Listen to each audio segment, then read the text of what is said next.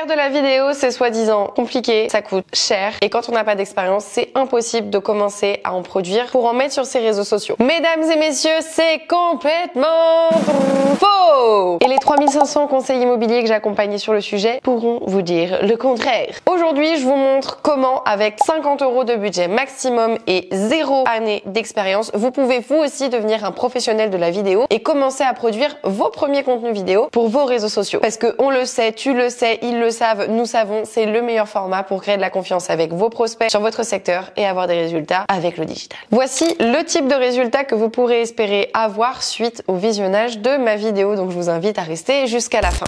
Salut les conseillers influents, j'espère que vous allez bien. Je me présente rapidement peut-être pour ceux qui ne me connaissent pas. Je m'appelle Laura Sport, je suis la cofondatrice de Conseillers Influents et aujourd'hui la dirigeante. Et notre mission depuis 5 ans, c'est d'accompagner les conseillers immobiliers, agents immobiliers, agences immobilières, mandataires immobiliers. Obtenir plus de visibilité, de mandats, de recommandations grâce aux réseaux sociaux. On a accompagné, comme je l'ai dit juste avant, plus de 3500 personnes et on a la chance d'avoir pratiquement 5 sur 5 sur Google avec plus de 260 avis. Ça c'est cool, ça c'est vraiment cool. D'ailleurs, merci à tous ceux qui le font. Bon, la première partie, évidemment, elle va être dédiée au matériel vidéo, parce qu'on peut pas filmer si on n'a pas le matériel. Et non, vous n'avez pas nécessairement besoin d'acheter une caméra à 8000 €. Un téléphone, ça suffit largement, peu importe le modèle. Du moment que le téléphone est récent, en fait, c'est suffisant. La majorité des téléphones qui datent des dernières années sont déjà largement suffisants pour faire des vidéos qualitatives. Maintenant, au niveau des recommandations pour faire les meilleures vidéos possibles avec son téléphone, c'est quoi? Déjà, je vous recommande de filmer toutes vos vidéos en format portrait puisque tous les réseaux sociaux sur lesquels vous allez poster, sans exception, vont recommander ce format-là pour qu'il soit optimisé. À part YouTube, il y a très peu de gens qui regardent les vidéos dans ce sens. La majorité des gens scrollent dans ce sens-là. Également, vous n'allez pas filmer avec ce côté de la caméra, vous allez filmer avec ce côté puisque comme vous pouvez le voir déjà visuellement, la taille est complètement différente. J'allais faire une blague très beauf. Eh oui, la taille compte.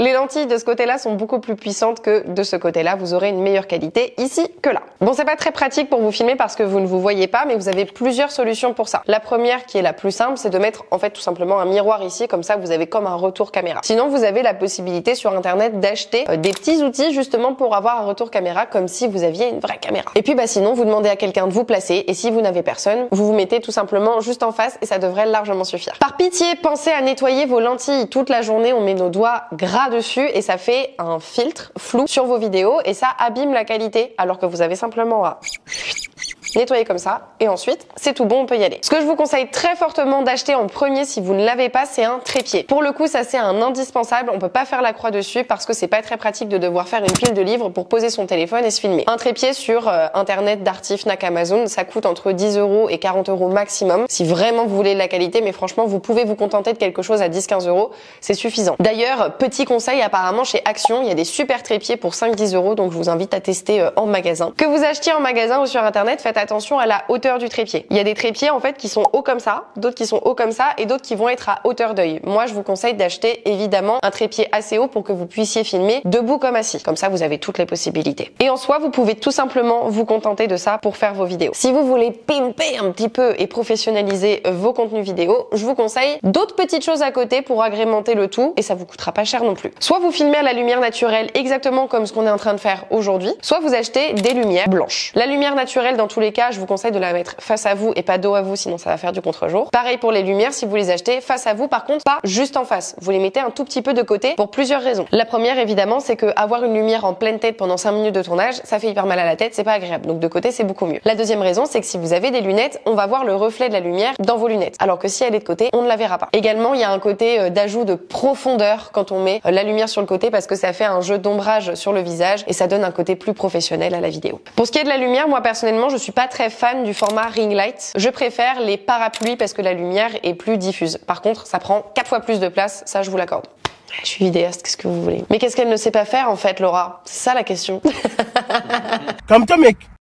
Pour ce qui est des lumières, vous avez tous les prix possibles. Vous en avez qui sont à 20 € comme à 300 €. Je vous conseille pas du tout d'investir autant d'argent dans une lumière. Vous prenez une ring light ou un parapluie à 30-40 € maximum et c'est largement suffisant. Pareil, Fnac, Darty, Amazon. Vous prenez ce qui convient à votre budget. Dans tous les cas, je vous conseille de regarder les avis avant d'acheter. Si la majorité des avis sont au-dessus de 4, c'est bon, foncez. Vous pouvez aussi acheter des micro-cravates sans fil. C'est ce que je suis en train de porter actuellement. Ça améliorera considérablement la qualité de votre vidéo. Encore une fois, ce n'est pas du tout obligatoire. Vous pouvez vous contenter de ne rien avoir. Si vous filmez en intérieur, en tout cas, vous n'avez pas besoin d'avoir des micros. Si vous achetez des micro-cravates sans fil, je vous invite fortement à acheter la marque Boya. B-O-Y-A. Super rapport qualité-prix. Vous n'avez pas des micros qui sont à 300 €. Vous avez en moyenne des micros à 10, 15 jusqu'à 50 € qui sont de super qualité. Faites attention en revanche à la compatibilité du micro avec votre téléphone. Si jamais il n'y a pas de micro Boya qui est compatible avec votre téléphone, c'est pas très grave, c'est comme pour les lumières. Vous tapez sur internet micro sans fil et votre téléphone, la marque de votre téléphone. Vous allez avoir plusieurs références qui vont sortir et comme pour les lumières, vous prenez toutes les références qui ont des avis au-dessus de 4 sur 5, ce sera largement suffisant. Idem, pas besoin d'investir 300 € dans des micros. Pour ce que vous allez en faire, c'est pas la peine d'investir 1500 €. Si jamais vous voulez utiliser mes micros, je vous donne la référence, ce sont des Rode Wireless Go 2, mais je crois qu'ils coûtent 300 €.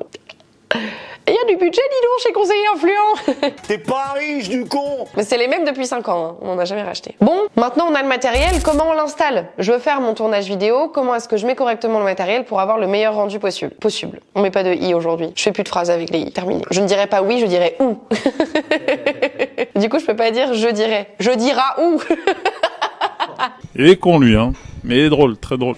On met le téléphone sur le trépied, on n'oublie pas de nettoyer la lentille, ça j'y tiens, vraiment. On se met face au téléphone et au trépied et l'idéal c'est que pour vous filmer, on voit cette partie-là, un petit peu ce que vous voyez actuellement sur cette vidéo. Si vous faites de la vidéo face caméra, c'est complètement inutile de vous filmer en entier. Le tronc suffit largement. Par contre, si vous faites des vidéos de bien ou des vidéos en extérieur ou des interviews, là vous pouvez vous filmer en entier. Dans tous les cas, mettez-vous au milieu de la vidéo et si vous faites une vidéo comme celle que je fais aujourd'hui, mettez-vous proche de la caméra. Plus vous êtes proche de la caméra, plus vous êtes proche de votre audience. Plus vous êtes loin, plus vous êtes éloigné de votre audience. C'est un biais cognitif inconscient. Également, je vous conseille absolument pas de vous mettre proche d'un mur. Comme vous pouvez le voir ici, le mur derrière moi est assez éloigné. Ça crée un fond dynamique et ça permet d'ajouter de la profondeur visuelle. Le mieux, c'est d'avoir un tout petit peu de déco derrière vous. Et comme vous pouvez le voir, moi aujourd'hui, j'ai pas énormément de déco, mais ça suffit à dynamiser le tout. Une plante peut largement faire l'affaire. Une bibliothèque, des cadres, peu importe, du moment qu'il y a un petit peu de déco derrière pour dynamiser le tout, c'est parfait. L'idéal, c'est d'avoir une lumière en fond. Là, je ne l'ai pas parce que je ne suis pas chez moi, mais je vous mets un exemple. Ici, de mon setup vidéo avec ma lumière derrière, ça ajoute un peu de chaleur. Pas besoin d'acheter une lumière, vous pouvez prendre une lampe que vous avez chez vous et la mettre derrière vous. Ici, ça manque, là, il faudrait une petite lampe ou des petites LED. Chez Leroy Merlin. On enlève le i, donc ça fait Leroy Merlin. Chez Leroy Merlin. Chez Leroy Merlin, vous avez la possibilité d'acheter des lampes pas très chères ou alors des bandes de LED lumineuses. Voilà, c'était le petit conseil bricolage du jour. Entre Action et Leroy Merlin, ils sont où mes codes promo là? Pour la lumière, comme je vous disais, mettez-la de côté, qu'elle soit naturelle ou artificielle. Et le micro-cravate, si vous en avez un, mettez-le proche de la bouche. Par exemple, dans mon setup actuel, je vais pas mettre le micro ici parce que déjà le son va être pris de côté et c'est beaucoup trop éloigné de ma bouche. Si vous mettez un micro-cravate, faites attention à ce que le micro-cravate n'ait pas de frottement. Si vous avez des bijoux, par exemple, faites attention à ce que la chaîne se mette pas dans le micro, sinon ça va s'entendre. Idem pour les cheveux et pour les vêtements. C'est bon conseil, hein, franchement. Je me fous pas de leur gueule. Hein. Si cette vidéo vous plaît, n'hésitez pas à vous abonner. Franchement, c'est gratuit, ça coûte pas cher, ça vous prend 2 secondes. C'est gratuit, ça coûte pas cher. Forcément, quand c'est gratuit, ça coûte pas cher.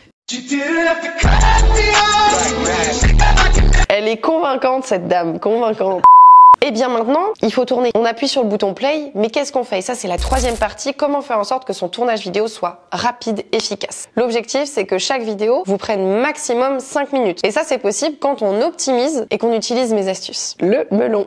Ok, la première étape que je vous conseille de faire, c'est de cliquer sur play et de ne jamais couper, même si vous vous trompez. La vidéo que vous regardez actuellement, il doit y avoir 30 minutes de vidéo, on n'a pas coupé une seule fois. On laisse tourner la vidéo. Comme ça, après, quand on doit faire du montage vidéo, on a un seul plan qu'on n'a plus qu'à couper. C'est beaucoup plus simple que d'avoir 50 plans différents de 10 secondes, on sait pas dans quel sens ils vont, où les mettre, lesquels garder, lesquels supprimer. Donc je mets play, je fais le tour, je me mets face au téléphone. Pour ce qui est du script vidéo, qu'est-ce que je fais? Est-ce que j'écris tout? Est-ce que je fais des bullet points ou est-ce que j'y vais au feeling? Moi, dans tous les cas, je ne vous conseille pas du tout d'y aller au feeling, surtout si vous êtes débutant parce que vous allez vous éparpiller. Soit vous êtes très stressé à l'idée de faire de la vidéo et dans ce cas-là, je vous conseille de faire un script complet, comme ça vous ne vous égarez pas et vous êtes rassuré. Soit vous êtes quelqu'un qui n'a pas besoin d'énormément de cadres et dans ce cas-là, les bullet points peuvent suffire. Attention, à ne pas vous éparpiller. Si vous avez un esprit qui s'éparpille, là pour le coup les bullet points c'est pas du tout une bonne idée. Dans tous les cas, il vous faut une trame, ça c'est sûr. Personnellement, moi j'ai la majorité de mon script rédigé sauf mes blagues. Ça, mes blagues, c'est spontané. Ouais, ça doit être ça. Ouais.